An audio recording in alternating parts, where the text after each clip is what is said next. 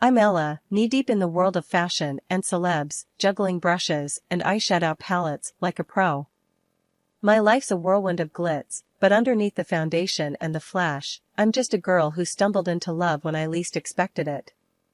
It was one of those rare nights off.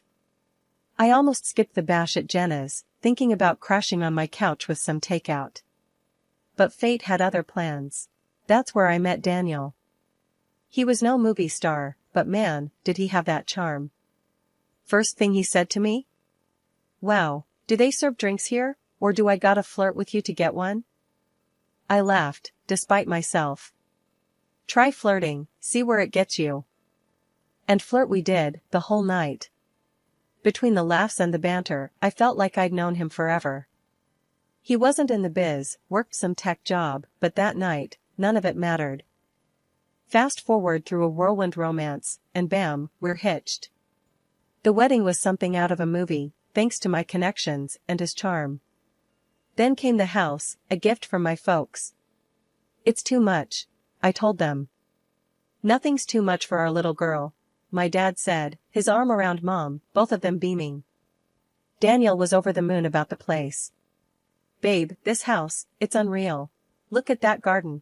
And the terrace? Can't wait to chill there with a beer at sunset." The first few months flew by in a blur of happiness.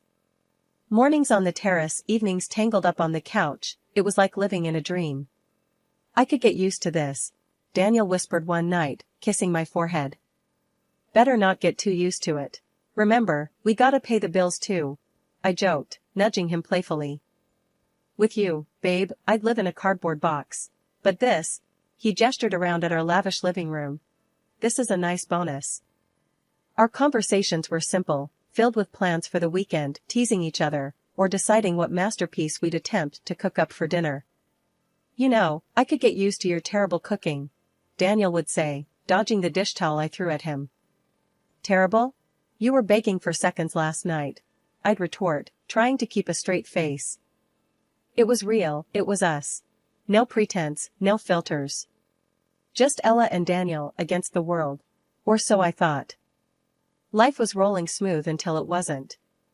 Daniel started missing dinners, his side of the bed cold when I'd crash late at night. "Work's a beast, babe," he'd text, the same excuse on repeat. One evening, I waited up, the clock ticking past midnight. The door creaked open, and there he was, looking like a mess. "Work again?" I asked, my voice sharper than I intended. "Yeah, you know how it is," he mumbled, avoiding my gaze. "No, I don't, Daniel. My friends get off work at decent hours. What's so special about yours?"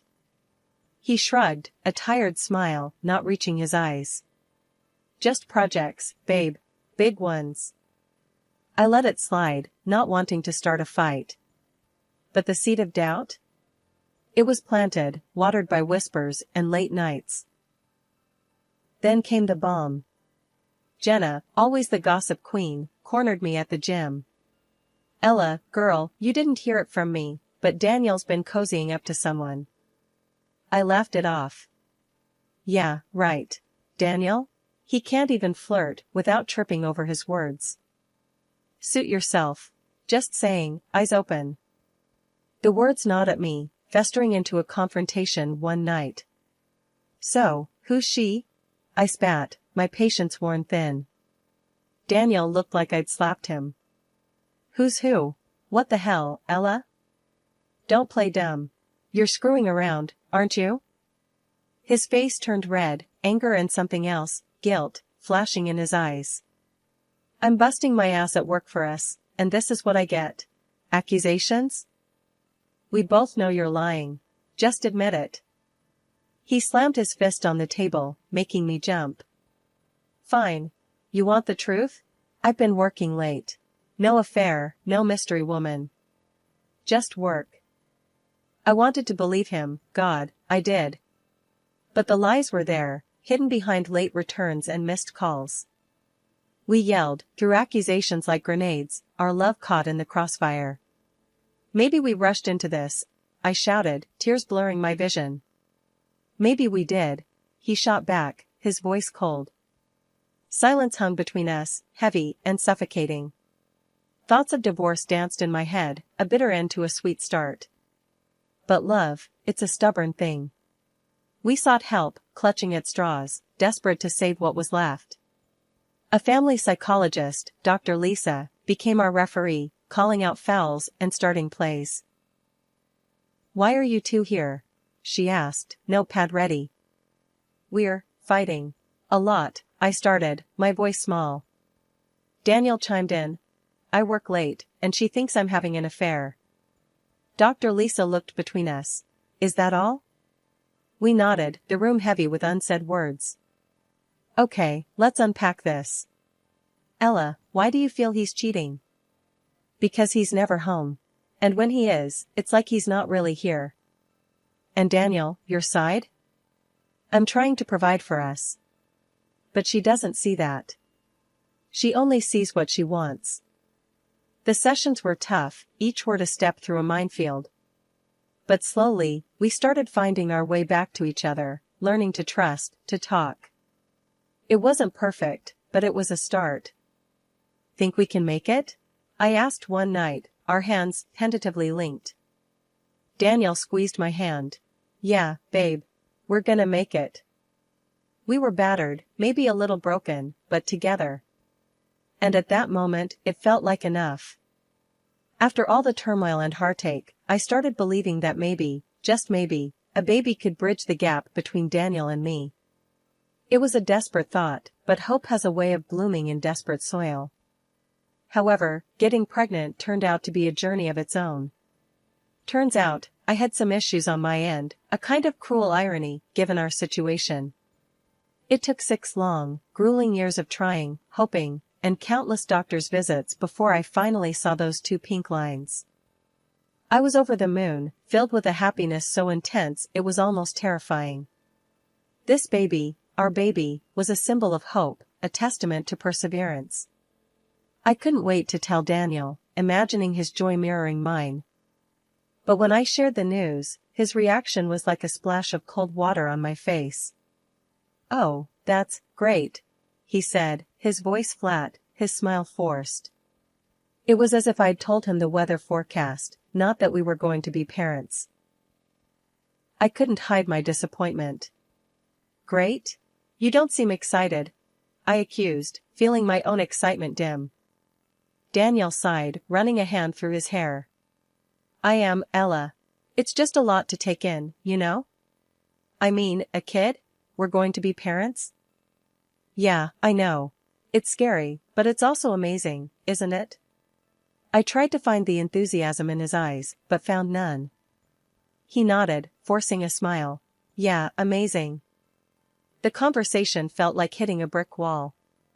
I'd imagined this moment differently in my head. Dreamed of it, even. But reality has a funny way of knocking you down a peg or two. Despite the awkward start, I clung to the hope that a baby would bring us even closer, seal the cracks that had formed in our marriage. "We need to think about the future, Daniel. For our baby," I said, hoping to ignite some spark of excitement in him. He agreed, though his enthusiasm felt as forced as his smile. "Of course. We'll figure it out. We always do." As the weeks passed, my belly grew, but the distance between us remained. Daniel tried, I could see that. He'd come home earlier, ask about my appointments, and even painted the nursery without complaint. But something was off. It was like he was going through the motions, doing what he thought was expected of him, not what he wanted. And then our miracle was born, and I was not up to it.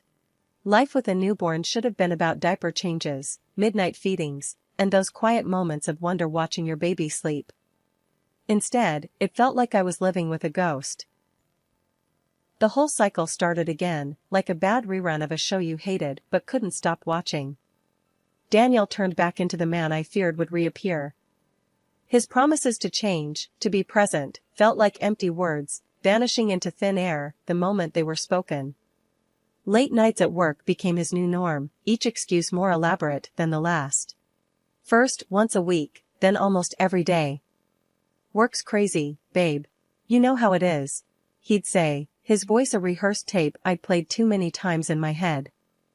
One night, as I rocked our son to sleep, I heard the front door creak open. It was late, way past when normal people finish work. I waited for Daniel to come upstairs, to sneak a peek at his sleeping son or even attempt a whispered apology for missing yet another bedtime. But there was nothing. Just the soft snuffle of our baby and the distant sound of the TV flicking on downstairs. I couldn't stand it. Wrapping our son a little tighter in his blanket, I made my way downstairs, ready for a confrontation. I found Daniel sprawled on the couch, eyes glued to some late-night show. "Really, Daniel? Another late night? This is becoming a habit," I said, trying to keep my voice steady, not wanting to wake the baby. He glanced at me, irritation flickering across his face. "What do you want me to say, Ella? That I'm out partying? I'm working, for God's sake." "Working? Or avoiding us?" The words spilled out, bitter and sharp. Daniel stood up, his expression hard. "You think I don't want to be here? With my son?" There was a challenge in his voice, but it didn't reach his eyes. "I don't know what to think anymore, Daniel. You're never here. And when you are, you're not really with us." My voice broke, a mix of anger and desperation. He sighed, running a hand through his hair. "I'm trying, Ella. You think I don't know I'm screwing up? But what do you want from me?" "I want you to be a father, to be present. Not just a guest in your own home." I was shouting now, the frustration of the past weeks, months, boiling over. Daniel looked away, the fight going out of him. "I'm sorry. I'll try harder, I promise." Promises. We'd had plenty of those. Yet, as I looked into his face, searching for something, anything, to cling to, I realized I wanted to believe him. For our son, for us, I had to believe him. "Okay," I whispered, more to myself than to him. "But we can't keep going like this. We need to make some changes." 2 more months have passed, and Daniel's work has not gone away. His promises to change, to be present, felt like empty words, vanishing into thin air the moment they were spoken. Late nights at work became his new norm, each excuse more elaborate than the last. One night, I couldn't stand the silence, the doubt eating away at me. I confronted him, my voice laced with a tiredness that went beyond sleepless nights with a newborn. "Are you seeing someone else, Daniel?" His reaction was swift, a mix of anger and indignation that felt too rehearsed. "What? No. How can you even say that? I'm working my ass off for this family." His denial was strong, his gaze steady, but so was the pit in my stomach, growing with every word he said. I wanted to believe him, to wipe the slate clean and start fresh, but history and intuition screamed a warning I couldn't ignore. I nodded, a brittle smile plastered on my face. "Okay, I believe you." The words tasted like ash. I was lying to him, to myself. Pretending to trust when every fiber of my being screamed that I was being played for a fool, again. The day everything came crashing down started like any other, except for a message that popped up on my social media. A message from a woman I didn't know, claiming she was Daniel's lover. My first reaction was disbelief, a cold laugh escaping me as I thought, this has to be some sick joke. But curiosity, that gnawing worm, drove me to her profile, and that's when the floor fell out from under me. Pictures of her and Daniel, looking cozy and way too familiar, smiles that I hadn't seen directed at me in months. And the kids, 3 little faces that bore an unsettling resemblance to the man I called my husband. My heart wasn't just broken, it was obliterated. I didn't confront him over the phone or blast him with angry texts. No, I waited. I waited with a storm brewing inside me, the photos burning a hole through my phone. When he walked through the door that night, the air was thick with my rage, a silent tension that made him pause. "Ella? What's wrong?" Daniel asked, already on edge as he saw the look on my face. Without a word, I slid my phone across the table to him, the photos displayed like evidence at a crime scene. His face went white, his eyes flicking between the screen and me, searching for an explanation where there was none. Ella, I can explain. He started, the words choking in his throat as he tried to piece together a defense out of lies. Explain? Explain what, Daniel? How you have another family. How you lied to us every day. My voice was sharp, a blade honed by betrayal. He attempted to touch the phone, perhaps to delete the evidence or simply out of a reflex, to hide his guilt. It's not like that. It's complicated. Complicated? I laughed, a sound devoid of any humor. I think it's pretty simple. You cheated. You lied. You led a double life at the expense of our family. What's complicated about that? Daniel's face was a mask of desperation, the reality of his choices finally hitting him. Ella, please. I made a mistake. I can fix this. Fix this? How, Daniel? By pretending those kids don't exist? By erasing what you did? The absurdity of it all fueled my anger. I don't know. But I want to make things right. His voice was barely a whisper, a plea for a mercy he didn't deserve. Right? There's no right here, Daniel. Only wrong. And you chose that path, not me. My voice was steady now, the decision clear in my heart. He opened his mouth to say something else, maybe another excuse or a promise he couldn't keep, but I was done. I want you out, Daniel. Out of this house. Out of our lives. The resignation in his eyes told me he knew it was over. He packed a bag, his movements slow, like he was still processing the end of everything we had. As he stood at the door, a pathetic figure clutching a duffel bag of lies, he looked back at me. Ella, Just go. My interruption was final, the closing of a book I never wanted to read again. And with that, he left, the silence of the house a heavy blanket around me. It was over, the end of a chapter one never saw coming. But in that moment, I knew it was just the beginning of something else for me. A few days later, there was a pounding at the door, so fierce it made me jump.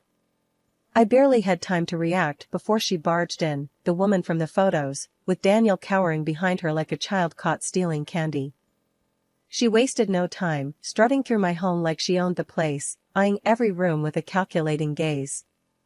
Daniel wouldn't meet my eye, his shame a tangible thing that filled the room even more than his mistress's arrogance.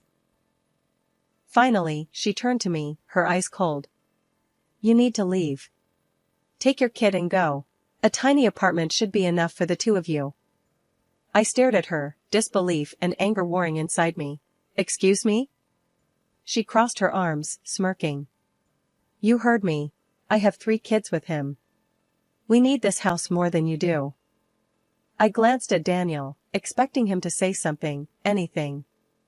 But he remained silent, a spectator in his own life's destruction. And you'll be leaving by next week, she added, as if announcing a change in the weather, not uprooting my entire life.